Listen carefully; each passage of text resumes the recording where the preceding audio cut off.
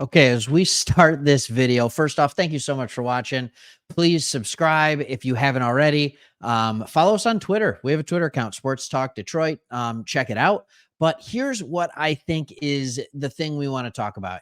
You saw it in the title. Could the Detroit Lions sign a former first round pick? So I want to ask you a question right off the jump. Leave a comment, do what you got to do. What position do you feel like we need a boost in the most at this point? We are 8-3. We're coming off a rough loss. It was a tough pill to swallow against the Green Bay Packers. We're sitting here, we're 8-3, and now we hear news that there is a former first rounder available. So what position would you want it to be at? And without further ado, let's go ahead and look at who is available. The Eagles, the Philadelphia Eagles, are releasing Derek Barnett. He is a former first rounder. I believe he was the 14th overall pick, something like that. We'll see here.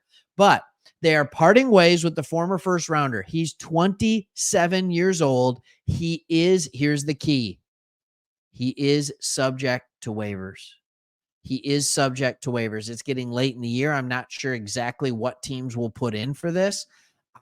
This isn't the Detroit Lions last year. This isn't the Detroit Lions 2 years ago where it's like, oh, we want to waiver it. We got it. We got whoever we want because we're the number 32 team. No, that's not the way this works.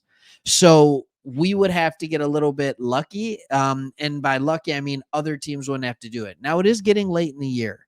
And so I think there might be a little higher chance of getting him. As you see here, he was the number 14 overall pick. He never played more than 24% of Philly's defensive snaps in any contest this season. So here's what we're going to do. We're going to talk a little bit about his career. We're going to talk about why I don't think he was getting snaps in Philly. And then we're going to talk about what his fit would be with the Detroit Lions. Would he be helpful for us? So let's first talk about why he wasn't playing a lot. All right. The Eagles will move forward with Brandon Graham. Yep. Pretty good. Hassan Reddick. Yep. Pretty good. And Nolan Smith, younger, more explosive, as their primary pass rushers, while Barnett gets a fresh start. Okay. Barnett is a guy who, over the course of his career, he was drafted in, 2017, something like that. It might not have been 20. Yeah, it might have been 2017. All right. He's played 73 games. In those 73 games, he has 150 tackles. He has 21 and a half sacks and 37 tackles for loss. He also has 3 forced fumbles to go along with 3 fumble recoveries. This is a guy that in college broke Reggie White's University of Tennessee sack record with 33 sacks. This is a good player. Now, I'm not sitting here and telling you that Derek Barnett is the most athletic, ridiculous player that you could get, but it's late in the season. The question is, can he help us? All right, so let's first look at what we have, and then we can talk about how he would help us. We know we have Hutchinson. We know that. But behind him, what do we have for edge rushers? Our actual edge rushers behind him would be Romeo Okwara, Julian Okwara, who, by the way, was inactive in the game last week, and Charles Harris. How are those guys doing this year? Are you telling me Barnett can't be like an improvement over those guys?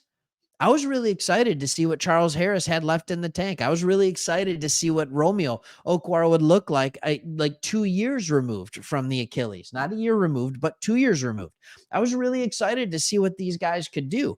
The problem is they haven't done anything. And I don't know when James Houston's coming back. There's different things, different places. It's like, who knows what we're going to get from him?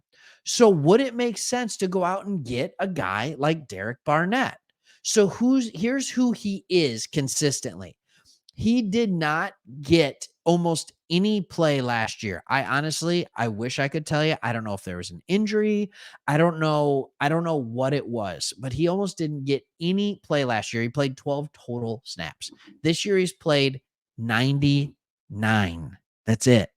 But before that, he was pretty full-time player for the Eagles. In 2021 down to 2017, he got 718 is the most snaps he's ever played. Then 535 in 2020, 694 in 19, 234 and 424 in 17 and 18. He went for Philly, he had 2, 6, 7, 3, and 6 sacks. He's for a total of, it says 21 and a half, but according to PFF, it says that he has 24 sacks, but they don't really do the half numbers. Okay. One thing I noticed when I was watching film of Barnett is that he has a knack coming on the blind side and really knocking the ball away from the quarterback. Like I said, he had those 3 strips. It's something that he seems to be good at. He had a pretty good bend. He was able to leverage his body weight to get around the outside. And I'm not saying that he is like this extreme pass rusher that is just like, oh my goodness, like this guy is on top of the quarterback so fast. No, that's not what he is. But can he be an improvement? Can he be a guy that with a change of scenery, with a little added motivation, he'd be going from a Eagles team that is, top 2 or 3 teams to make the Super Bowl and win it, and then go to the Lions, who are still a very good, very respectable 8-3, and honestly are a pass rush away from having a effective defense because our pass rush has just gone away. So somebody like this could be extremely helpful for us. I'm not saying he's the answer for the future. I'm just saying he could be helpful now. That's all I'm saying. And so, yes, I think that if we have the opportunity, we should absolutely put in a waiver claim for Barnett. I think we should absolutely put in a waiver claim for him. You're not going to find a better player at this point in the year. You may as well go for it. He might not make it to you, but you may as well go for it. You've got it's Thursday, it's Friday now, right? But you're coming off, you're gonna have a long week of rest. It can get him in here, get him acquainted a little bit faster. You're gaining 3 days as compared to any other week of the season when you play on Sundays. So it gives him a little extra time. He might be able to play, like handful 5-10 snaps this upcoming week, and then just keep building from there. So I just think, like, I understand what you're saying. Like, well, he didn't get any run. He's not getting any run in Philly. Okay. Well, Philly's D line is absolutely loaded.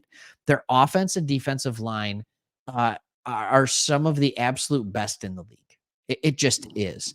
So just because we have a good team doesn't mean that we can't have a weakness that they don't. Right? Like, it doesn't mean we can't have a weakness that they don't. We have depth. We do have depth at the defensive line, but we don't have quality starting pieces beyond a few. I think that's the kind of struggle. And I think Pascal hasn't taken that next step to become a good pass rusher yet, where he's getting consistent pressure and they're moving him in, out. So right now, really, our best pass rushers behind Hutch are Aleem McNeil from the inside, which isn't terrible. And then what? Kaminsky, Pascal? Like, come on. We can do better than this. And Barnett might be an upgrade. Let me know what you think, and we'll see you on the next.